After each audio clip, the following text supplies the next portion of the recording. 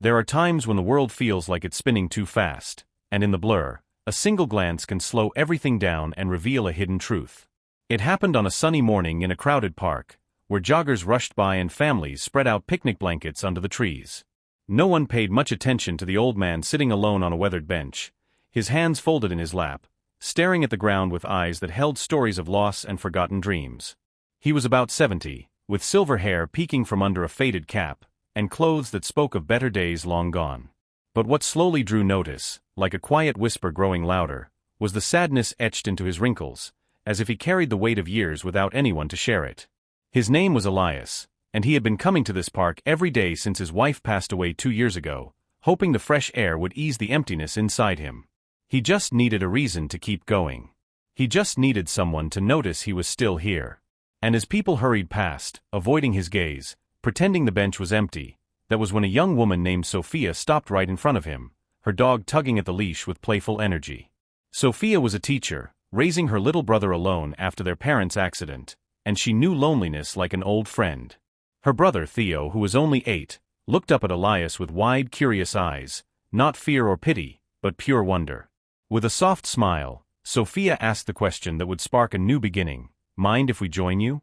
If you believe in unexpected friendships, healing hearts, and the magic of simple connections, please like, comment, share, and subscribe to Kindness Narratives.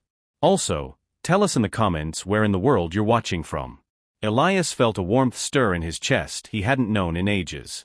Life had taken much from him. His job as a carpenter ended with arthritis, his children lived far away and rarely called, and now he spent his days in silence, fixing small things at home to fill the void. But Sofia's kindness was different, genuine, like sunlight breaking through clouds. She sat down, letting Theo pet the dog while she offered Elias a homemade cookie from her bag. He hesitated, his rough hands shaking slightly, but her easy laugh made him relax. Theo started asking questions about the birds in the trees, and Elias, with a voice rusty from disuse, shared stories of building birdhouses in his youth. Sofia listened closely, noticing the tremor in his words, the way his eyes lit up when he talked about his late wife. Elias opened up slowly, explaining how he lost her to a long illness, and how the park was their special place, full of memories that now felt heavy alone.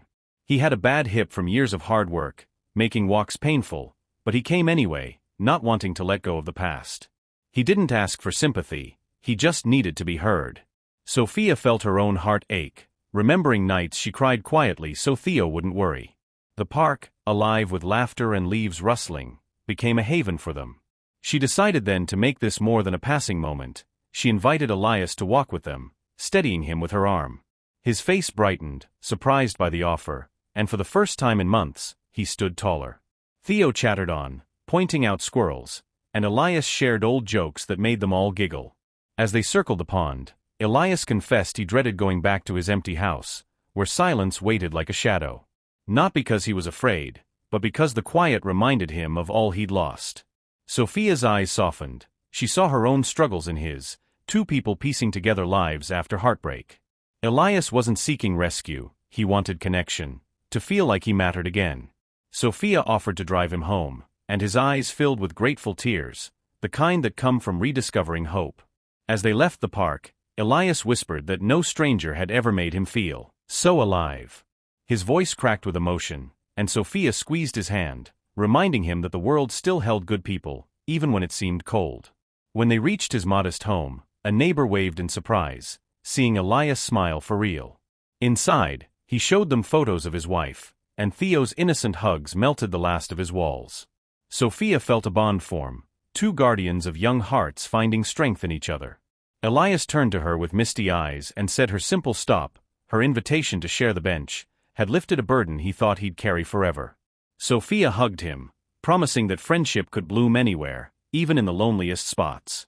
If this story warmed your soul, please like, comment, share, and subscribe to Kindness Narratives. Your support spreads more tales of compassion and courage. Before you leave, share in the comments what touched you most about this encounter. And remember, a small pause can turn strangers into family, changing lives one heartbeat at a time.